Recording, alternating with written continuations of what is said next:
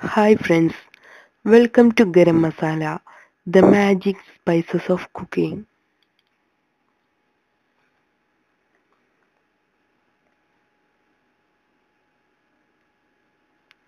Malabar beef kurma.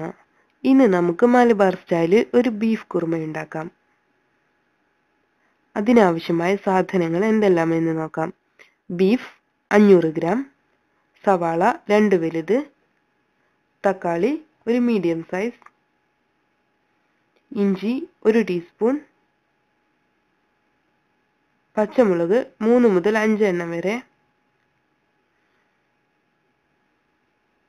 വെളുത്തുള്ളി 1 teaspoon, വറ്റൽമുളക് 4 മുതൽ 6 എണ്ണം വരെ, ഏലക്ക 4 എണ്ണം, ഗ്രാമ്പു 4 എണ്ണം, പട്ട ചെറിയ 2 കഷ്ണം, മല്ലിപ്പൊടി 2 ടീസ്പൂൺ, മഞ്ഞൾപ്പൊടി 1/2 ടീസ്പൂൺ, ഗരം മസാല 1/2 ടീസ്പൂൺ, ഉപ്പ്, കുരുമുളക് പൊടി 1/2 ടീസ്പൂൺ, തേങ്ങാപ്പാൽ 1 കപ്പ്, വെളിച്ചെണ്ണ 3 ടേബിൾ സ്പൂൺ, ചെറിയ ഉള്ളി 4 മുതൽ 6 എണ്ണം വരെ, കറിവേപ്പില, മല്ലിയില, ഉലുവ 1 ടീസ്പൂൺ. ഒരു പാനിൽ വറ്റൽമുളക്, ഏലക്ക, പട്ട, ഗ്രാമ്പു എന്നിവ ചൂടാക്കിയെടുക്കുക.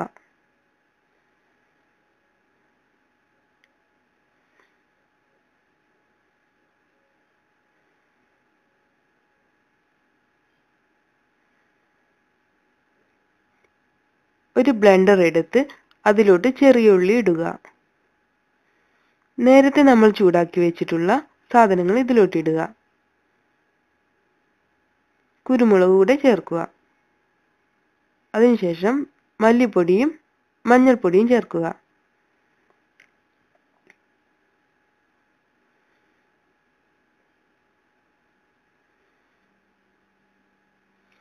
ആവശ്യത്തിന് വെള്ളവും ഒഴിച്ച് നന്നായി അരച്ചെടുക്കുക.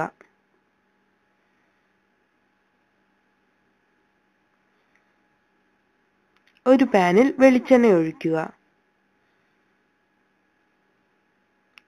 നന്നായി ചൂടായതിനു ശേഷം ഉലുവ ചേർക്കുക.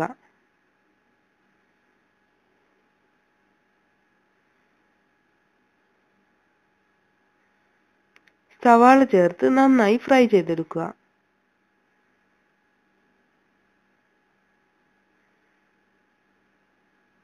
ഇതിലോട്ട് വെളുത്തുള്ളി, ഇഞ്ചി എന്നിവ ചേർത്ത് നന്നായി ഇളക്കുക.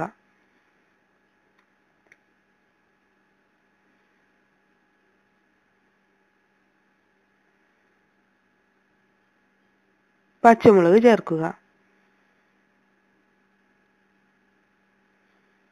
കറിവേപ്പിലയും മല്ലിയിലയും ചേർത്ത് നന്നായി ഇളക്കുക.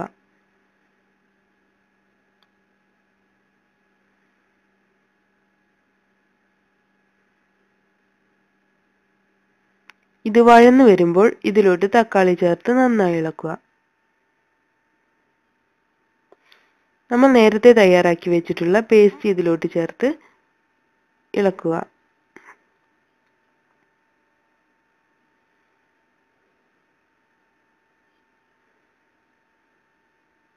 ഇത് തിളച്ചു വരുമ്പോൾ ഇതിലോട്ട് കഴുകി വെച്ച ബീഫ് ചേർത്ത് നന്നായി ഇളക്കുക.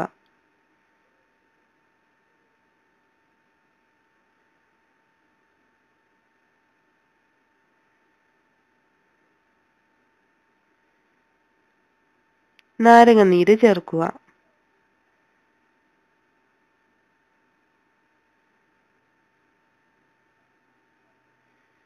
നന്നായി ഇളക്കിയതിനു ശേഷം 2 കപ്പ് വെള്ളവും ഒഴിച്ച് തിളപ്പിക്കുക.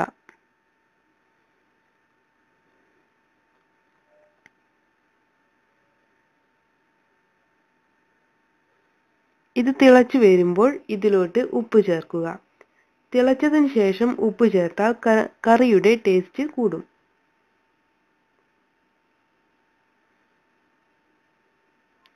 ഇത് 30 മുതൽ 45 മിനിറ്റ് വരെ വേവിക്കുക.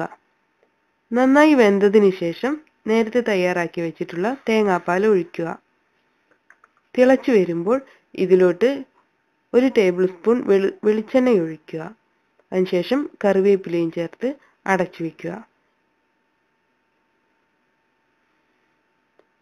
നമ്മുടെ Malabar style beef kurma ready ആയിട്ടുണ്ട്. ഇത് നമുക്ക് തേങ്ങാച്ചോറിൻ്റെയും പപ്പടത്തിൻ്റെയും കൂടെ സെർവ് ചെയ്യാം.